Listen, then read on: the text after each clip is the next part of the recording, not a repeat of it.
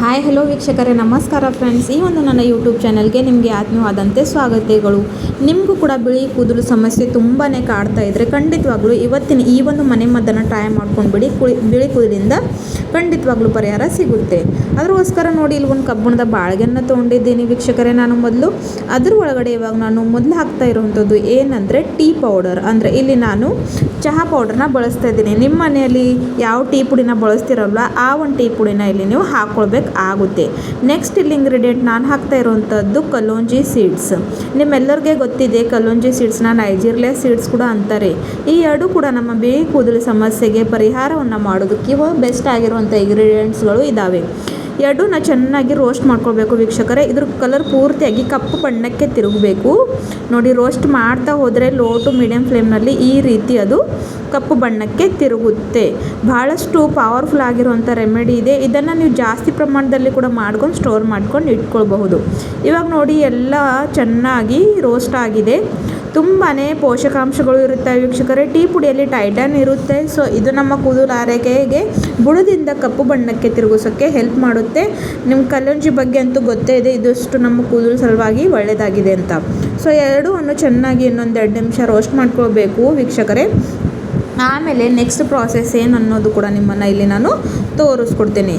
So ನೋಡಿ, ಇದು ಚೆನ್ನಾಗಿ ಇಲ್ಲಿ ರೋಸ್ಟ್ ಆಗಿದೆ. ಇವಾಗ ಏನು ಮಾಡಬೇಕಂದ್ರೆ ವೀಕ್ಷಕರೇ, ನಾವಿಲ್ಲಿ ಇದನ್ನು ನೋಡಿ, ಸೊ ಭಾಳಷ್ಟು ನ್ಯಾಚುರಲ್ ಆಗಿರುವಂಥ ರೆಮಿಡಿ ಇದೆ. ಖಂಡಿತವಾಗ್ಲೂ ನೀವು ಒಂದ್ಸಲ ಟ್ರೈ ಮಾಡ್ಕೊಂಡು ನೋಡಿ ವೀಕ್ಷಕರೇ, ನಿಮಗೆ ಖಂಡಿತವಾಗ್ಲೂ ಉಪಯೋಗ ಪಡುತ್ತೆ ಹಾಗೂ ಬೆಸ್ಟ್ ರಿಸಲ್ಟ್ನ ಪಡ್ಕೊಳ್ತೀರಾ.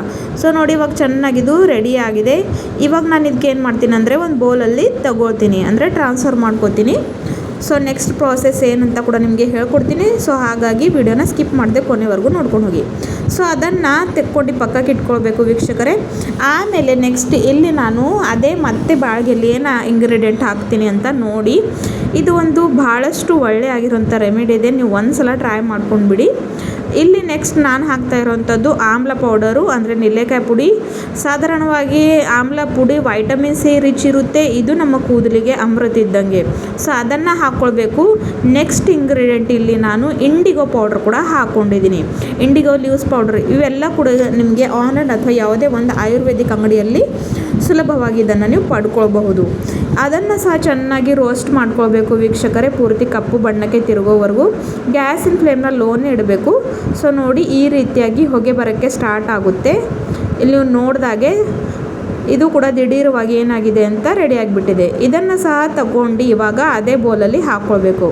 ಸೊ ನೋಡಿ, ಎರಡು ಕೂಡ ಚೆನ್ನಾಗಿ ರೆಡಿಯಾಗಿದ್ದಾವೆ. ಎಷ್ಟು ಬ್ಲ್ಯಾಕ್ ಇರುವಂಥ ಇಲ್ಲಿ ರೆಡಿಯಾಗಿದೆ ಅಂತ ನೀವು ನೋಡ್ಕೊಳ್ಬೋದು. ಸೊ ನಾವು ಟೀ ಪುಡಿನ ಹಾಕ್ಕೊಂಡಿದ್ದೇಗೋಸ್ಕರ ಅದನ್ನು ಏನು ಮಾಡಬೇಕಂದ್ರೆ ಫೈನಾಗಿ ಪೌಡ್ರ್ ಮಾಡ್ಕೊಂಡು ಬರಬೇಕು. ಸೊ ಇಲ್ಲಿ ನಾನು ಮಿಕ್ಸಿ ಬೌಲ್ಗೆ ಎರಡನ್ನ ಸಹ ಸೇರಿಸ್ಕೊಂಡು ಹಾಕೋತಾ ಇದ್ದೀನಿ. ಇಲ್ಲಿ ಇವಾಗ ನಾವು ಫೈನ್ ಪೌಡ್ರ್ ಮಾಡ್ಕೊಂಡು ಬರಬೇಕು ವೀಕ್ಷಕರೇ. ನೋಡಿ, ಈ ರೀತಿಯಾಗಿ ಬ್ಲ್ಯಾಕ್ ಇರುವಂಥ. ಸೊ ಈ ಪುಡಿನ ನೀವು ಜಾಸ್ತಿ ಪ್ರಮಾಣದಲ್ಲಿ ಕೂಡ ಮಾಡಿಕೊಂಡು ಏರ್ಟೈಟ್ ಕಂಟೈನರಲ್ಲಿ ಸ್ಟೋರ್ ಮಾಡ್ಕೊಳ್ಬಹುದು. ಇವಾಗ ನೆಕ್ಸ್ಟ್ ಪ್ರಾಸೆಸ್ ಸಲುವಾಗಿ ಹೇರ್ ಡೈ ಪ್ರಿಪ್ರೇಷನ್ಗೋಸ್ಕರ ನೋಡಿ, ಅದೇ ಬಾಳ್ಗೆಯಲ್ಲಿ ಇವಾಗ ನಾನು ಒಂದು ಹಾಫ್ ಗ್ಲಾಸಷ್ಟು ಕುಡಿಯೋ ನೀರು, ಅಂದರೆ ಫಿಲ್ಟರ್ ವಾಟ್ರನ್ನ ಹಾಕ್ತಾ ಇದ್ದೀನಿ. ಸೊ ಇದನ್ನು ಸ್ವಲ್ಪ ಕಾಯೋಕ್ಕೆ ಬಿಡಬೇಕು. ನೀರು ಬಿಸಿ ಆದಮೇಲೆ ಇಲ್ಲಿ ಇಂಪಾರ್ಟೆಂಟ್ ಆದಂಥ ಇಂಗ್ರೀಡಿಯೆಂಟ್ ಹಾಕ್ತಾ ಇದ್ದೀನಿ. ನಿಮ್ಮೆಲ್ಲರಿಗೆ ಗೊತ್ತೇ ಇದೆ ಅದು. ಸೊ ವೀಕ್ಷಕರೇ, ಇಲ್ಲಿ ನಾನು ಹಾಕ್ತಾ ಇರೋಂಥದ್ದು ಏನಂದರೆ ಕಾಫಿ ಪುಡಿ ವೀಕ್ಷಕರೇ. ಕಾಫಿ ಕೂದಲನ್ನ ಮತ್ತಷ್ಟು ಡಾರ್ಕ್ ಕಲರ್ ಕೊಡೋಕ್ಕೆ ಹೆಲ್ಪ್ ಮಾಡುತ್ತೆ. ಕೂದಲನ್ನ ನ್ಯಾಚುರಲಿ ಸಿಲ್ಕಿ ಸಾಫ್ಟ್ ಶೈನಿ ಮಾಡೋಕ್ಕೆ ಹೆಲ್ಪ್ ಮಾಡುತ್ತೆ.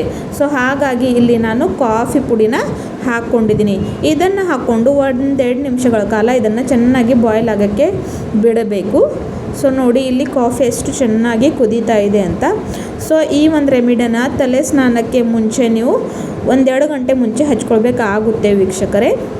ನೋಡಿ, ಕಾಫಿ ಚೆನ್ನಾಗಿ ಇದು ಆಗಿದೆ, ಕುದ್ದಿದೆ. ಇವಾಗ ಅದ್ರ ಒಳಗಡೆ ಪ್ರಿಪೇರ್ ಮಾಡ್ಕೊಂಡಿರೋವಂಥ ಪುಡಿನ ನಾನು ಹಾಕ್ಕೊಂಡಿದ್ದೀನಿ. ಸೊ ಆ ಒಂದು ನ್ಯಾಚುರಲ್ ಆದಂಥ ಪುಡಿಯನ್ನು ಇದರಲ್ಲಿ ಹಾಕ್ಕೊಂಡು ಇದನ್ನು ಚೆನ್ನಾಗಿ ಕುದಿಸ್ಕೊಳ್ಬೇಕು.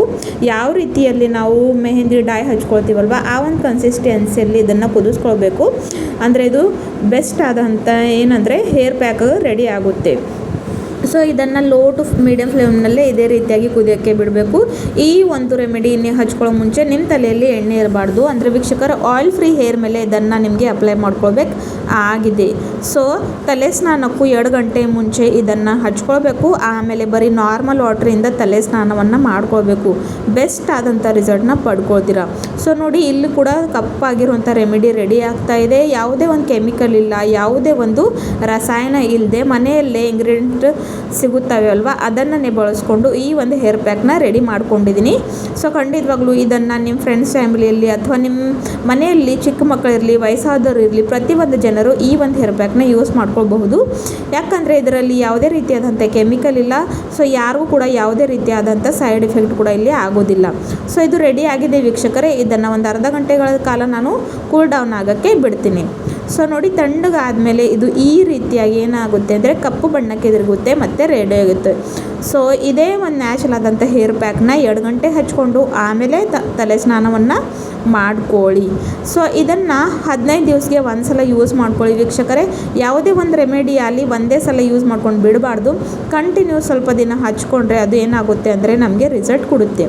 ಸೊ ಇದು ವಿಡಿಯೋ ನಿಮಗೆ ಇಷ್ಟ ಆದರೆ ಚಾನಲ್ನ ಲೈಕ್ ಮಾಡಿ, ಸಬ್ಸ್ಕ್ರೈಬ್ ಮಾಡಿ. ಮತ್ತೆ ಸಿಗೋಣ ಮುಂದಿನ ವಿಡಿಯೋದಲ್ಲಿ. ಟೇಕ್ ಕೇರ್, ಬಾಯ್ ಬಾಯ್.